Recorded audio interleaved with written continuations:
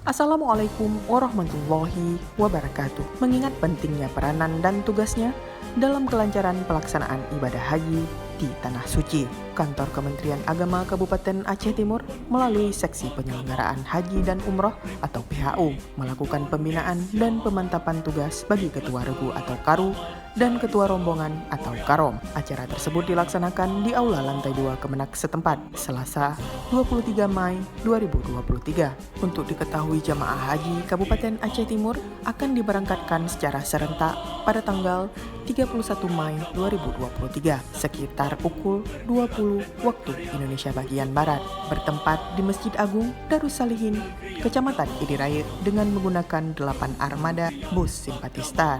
Sebelum para tamu Allah menuju embarkasi Aceh di Banda Aceh, maka terlebih dahulu jamaah haji akan dilaksanakan prosesi tepung tawar oleh Forkopimda Kabupaten Aceh Timur. Hal itu disampaikan oleh Kepala Kantor Kementerian Agama Kabupaten Aceh Timur, Bapak Haji Salamina SAGMA, kepada admin website Kementerian Agama Kabupaten Aceh Timur usai pelaksanaan pembinaan Karu dan Karom.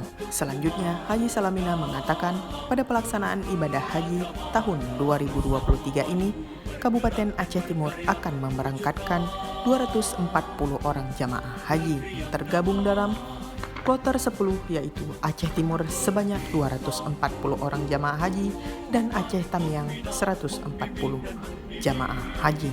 Haji Salamina menuturkan para tamu Allah akan memasuki asrama haji pada hari Kamis tanggal 1 Juni 2023 sekitar pukul 8 waktu Indonesia bagian Barat dan akan terbang ke Tanah Suci esok hari pada Jumat 2 Juni 2023 pukul 4:05 waktu Indonesia bagian Barat melalui Bandara Simblang Bintang Aceh Besar. Dari Kabupaten Aceh Timur, Dara Syahrafona, SPD, dan Irfan Esosi, Humas Kantor Kementerian Agama Kabupaten Aceh Timur, melaporkan.